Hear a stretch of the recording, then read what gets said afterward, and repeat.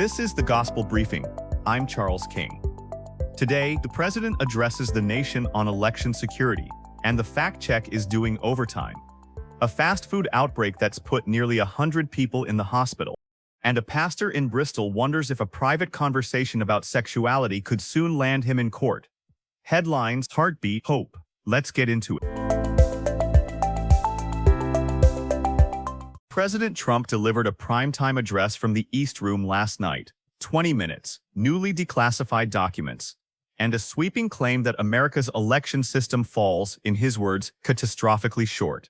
Here's what he said: that China obtained 220 million U.S. voter files, that hundreds of thousands of non-citizens sit on state voter rolls, that voting machines are, quote, easily compromised, and he called on Congress to pass the Save America Act, which is currently stuck in the Senate. Here's what the fact-checkers said. Voter registration data in this country is largely public. You can request it. Some states post it online. The intelligence community assessed years ago that no foreign actor altered any technical part of the 2020 vote, and the Department of Homeland Security's non-citizen numbers, according to election law experts, likely include a large share of people who are actually eligible voters. Even a White House official, briefing reporters before the speech, acknowledged that none of the new documents allege votes were switched or machines hacked. Christians are going to land in different places on this one. Some of you are nodding. Some of you are frustrated I'm even framing it this way. That's fine, but hear me on the principle underneath. Trust is the currency of a functioning society, and trust once spent is very hard to earn back. Proverbs 18:17 says, "The one who states his case first seems right, until the other comes and examines him." That's not a partisan verse, that's a discipline. Wait for the cross-examination. Read the primary documents, be slow. And Proverbs 21:1, "The king's heart is a stream of water in the hand of the Lord." Whatever you think of this president or the last one, God is not nervous about American elections. He installs kings and he removes them. Our job is to be citizens who love the truth, not partisans who launder it. Nearly 7,000 people.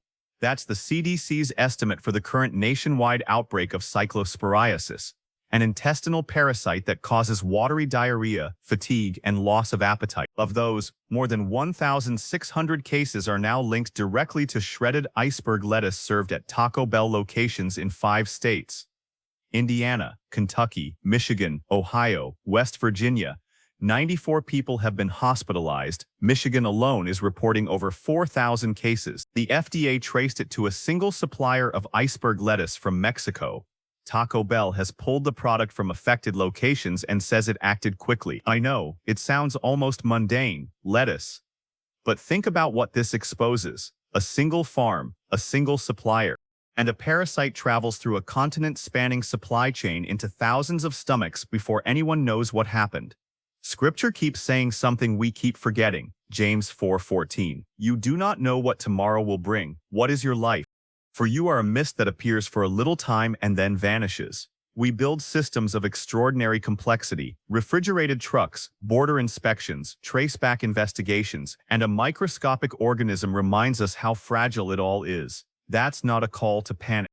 It's a call to humility, to give thanks for the meal in front of you, to pray for the 94 people in hospital beds this weekend, and to remember that our security has never actually been in the supply chain. This story out of the United Kingdom is worth your attention. Christianity Today is reporting on a proposed bill in Parliament that UK evangelicals fear could criminalize certain private conversations about sexuality. The concern centers on a pastor named Ed Shaw. He leads an evangelical church in Bristol. Several years ago, he met a man wrestling with same-sex attraction who wanted to hold to historic Christian teaching on sexuality and asked Ed for help. Under the language pastors are worried about, that kind of pastoral conversation, the man asking, the pastor answering from Scripture, could potentially be treated as a form of conversion practice. Now, Christians of goodwill want to protect vulnerable people from coercion and abuse. That is a genuine concern and should be. But the question British evangelicals are raising is whether the law as drafted distinguishes between coercion and a person freely seeking a pastor's counsel from the Bible. Here's what I keep coming back to. The New Testament church was born in a culture where preaching Jesus as Lord was already politically dangerous. Peter and John are hauled before the council in Acts chapter 4 and told to stop speaking in this name. Their answer? Whether it is right in the sight of God to listen to you rather than to God, you must judge. That is not a call to be belligerent. Peter was respectful, but he was clear. There are conversations the church must be free to have, not because we want to impose them on anyone, because someone somewhere is quietly asking for them. Pray for our British brothers and sisters. What lands there tends to arrive here. 3 quick briefs.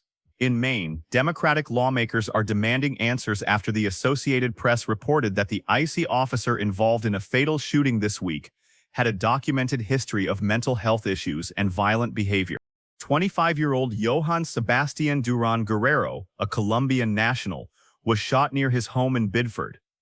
Senator Susan Collins has called for an impartial investigation.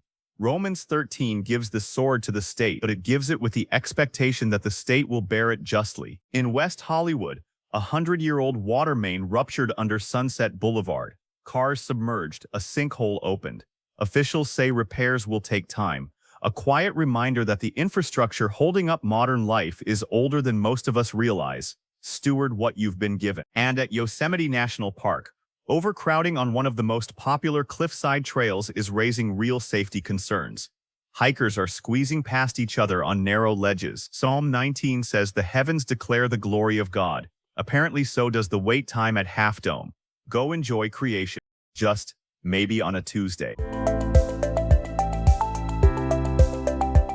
You're reading Romans 9. Jacob have I loved, but Esau have I hated. What does that even mean? Most apps just say pray about it. Open Bible Copilot and it walks you through it the way seminaries teach. The original Hebrew, the historical context, the theology, and how to apply it in seconds.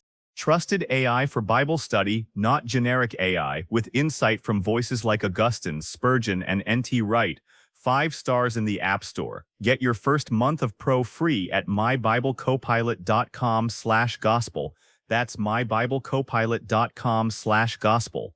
Bible Copilot. Today's verse is Psalm 146, verses 3 and 4. Put not your trust in princes, in a son of man, in whom there is no salvation. When his breath departs, he returns to the earth.